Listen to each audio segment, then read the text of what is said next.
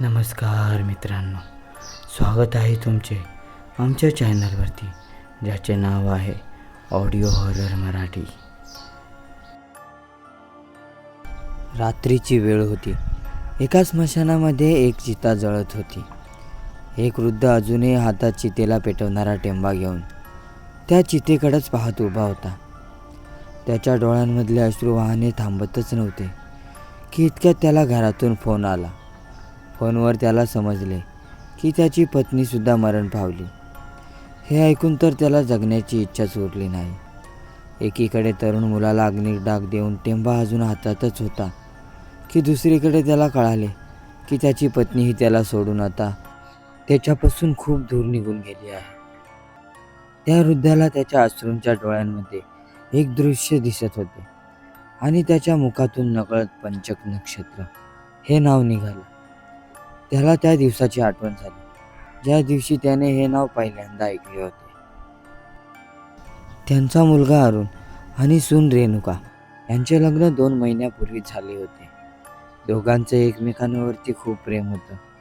अगोदर तर त्यांच्या घरच्यांचे लग्नाला विरोधी होते, परंतु त्यांच्या घरच्यांनी त्या दोघांच्या प्रेमापुढे हार मानून दोघांचे मोठ्या थाटामाटात लग्न लावून दिले होते. लग्नाला 1 महिन्याचा कालावधी झाला होता. दोघंजण त्यांचे लग्न झाल्याने खूप खुश होते. ते दोघे नुकतीच त्यांच्या हनीमून ट्रिपवरून जाऊन आले होते. कामावर घेतलेली 1 महिन्याभराची सुट्टीही संपली होती. त्यामुळे ते दोघेजण पुन्हा त्यांच्या कामाला जाऊ लागले. एके दिवशी रेणुका कामावरून घरी येत होती. मुंबईची लोकल ट्रेन म्हणली की गर्दीने जीव गुदमरून जातो आणि कामातून घरी लवकर जाऊन एक सुटकेचा मोकळा श्वास घ्यावा म्हणून लोक जागा नसली तरी लोकल ट्रेनच्या दरवाज्यावरती लटकून जीवघेणी प्रवास करतात. रेणुका हा प्रवास नेहमी करत होते. तशीही ती लहानपणापासून मुंबईतच लहानची मोठी झाली, त्यामुळे तिला लोकल ट्रेनची सवय तर होतीच. त्या दिवशी ट्रेनच्या दरवाज्यावरती लटकून घरी येत होती. आज घरी लवकर जाऊन अरुणच्या आवडीचे जेवण बनवून त्याला सरप्राईज द्यायचा तिचा आज प्लॅन होता. यासाठी तिने कामातून आधी 1 तासच सुट्टी घेतली होती. परंतु हे सरप्राईज ती कधी अरुणला देऊ शकली नाही, कारण की तिचा हा घराचा परतीचा प्रवास अखेरचा प्रवास ठरला. चालता ट्रेनमधून एका बाईचा रोहिणीला धक्का बसला आणि त्यामुळे तिचा हात सुटला. रोहिणी ट्रेनमधून खाली कोसळली. इतक्यात कोणीतरी ट्रेनची चेन खेचली, परंतु जेव्हा रेल्वे पोलिसांनी रेणुकाच्या नाकावरती बोट ठेवले तर तिचा श्वास बंद होता.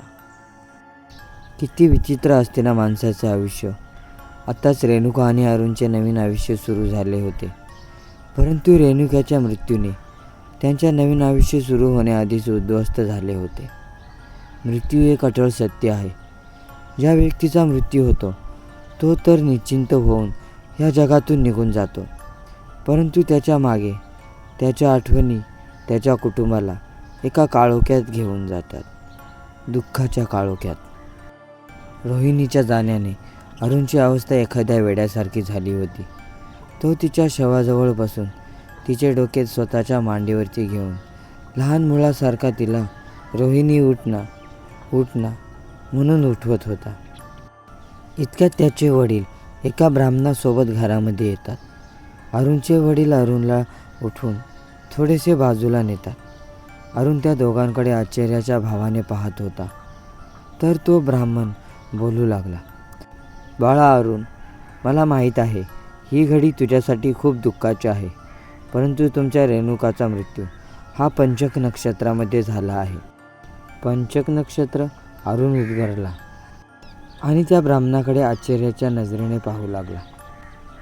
ते ब्राह्मण पुढं बोलू लागले, पंचक नक्षत्र म्हणजे ग्रहांची अशी दिशा ज्यामध्ये 5 ग्रह एकत्र येतात आणि हा काळ खूप अशुभ असतो.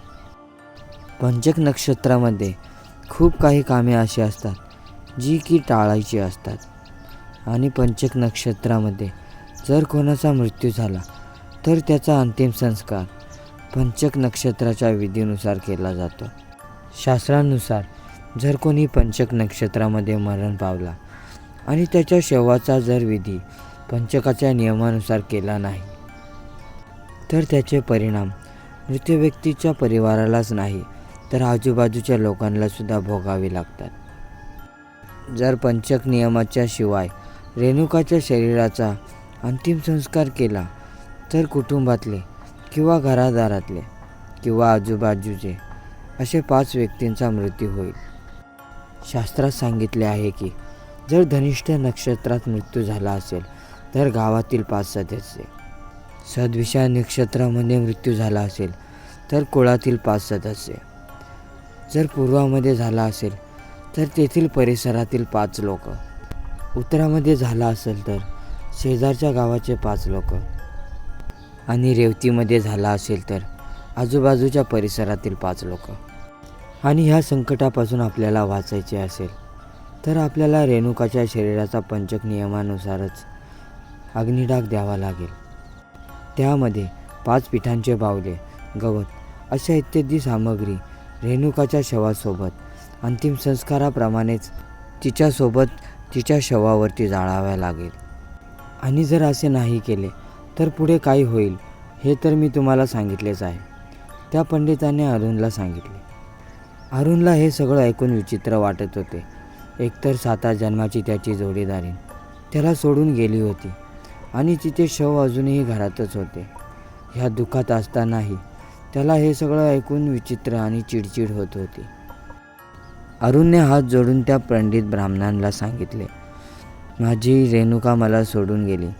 याच्यापेक्षा माझ्यासोबत आता काय अजून वाईट होईल. कृपा करून तुम्ही इथून निघून जा. मी असलं काहीही करणार नाही आणि ह्या सर्व गोष्टींवरती मला अजिबात विश्वास नाही. अरुणच्या वडिलांना चांगलंच माहीत होते की अरुण किती हट्ट आहे. त्यामुळे त्यांनी त्या पंडित ब्राह्मणाला हात जोडून नमस्कार केला आणि त्यांना जाण्याचा इशारा केला. ते ब्राह्मण तेथून निघून गेले. रेणुकाच्या घरच्यांनी रेणुकाचा अंतिम संस्कार केला. रेणुकाच्या जाण्याने त्यांचे हसते खेळते कुटुंब जणू काही शांततेच्या अंधारात बसले होते. ह्या सगळ्याचा सर्वात मोठा धक्का अरुणला बसला होता. अरुण ह्या सर्वातून बाहेरच येत नव्हता. तो ना कामावरती जात होता ना घरच्यांशी बोलत होता. अरुण स्वतःच्या खोलीमध्ये स्वतःला कोंडून घेत होता आणि त्याच्या डोळ्यासमोर सारखी त्याला त्याची रेणुकाच दिसत होती. अरुणचे हे असे वागणे त्याच्या आईवडिलांना अजूनच दुःख देत होते. रेणुकाला जाऊन जवळजवळ महिना झाला, परंतु अरुण अजूनही या सगळ्यातून बाहेर येत नव्हता. तो ना कामावरती जात होता ना खोलीतून बाहेर येत होता. पुढील काही दिवस असेच चालू होते. अरुणचे वडील आणि आई आपल्या मुलाच्या अशा अवस्थेला पाहून चिंतेत बसले होते की इतक्यात त्यांना कोणाचा तरी त्यांच्या घरच्या लँडलाईन नंबरवरती फोन आला. फोनवरती त्यांना एक वाईट बातमी कळली. त्यांच्या शेजारी असणाऱ्या बंगल्यामधील त्यांच्याच वयाच्या पती-पत्नीचे कार अपघातामध्ये निधन झाले होते. ते दोघे 2 दिवसांपूर्वी त्यांच्या मुलीच्या गावी गेले होते आणि आज घरी येताना त्यांचा अपघात झाला. साधारण 3-4 तासानंतर त्यांच्या परिसरात त्यांना ॲम्ब्युलन्सचा आवाज ऐकू आला. ज्यांचा अपघातामध्ये निधन झाले होते त्यांचा मृतदेह घरी ॲम्ब्युलन्सने आणण्यात आला होता. अरुणचे वडील अंतिम संस्कार करून घरी आले, परंतु घराच्या बाहेर त्यांना गर्दी दिसली. हे सगळं पाहून अरुणच्या वडिलांच्या मनात पंचक नक्षत्राचे नाव आले आणि कानामध्ये त्यांच्या पत्नीचा रडण्याचा आवाज. अरुण रेणुकाच्या जाण्याने खूप खचून गेला होता आणि वारंवार त्याच्या डोक्यात रेणुकाचे विचार येत होते. तो या सगळ्यातून बाहेर येत नव्हता, त्यामुळे त्याच्या घरच्यांनाही सुखाचा श्वास घेता येत नव्हता.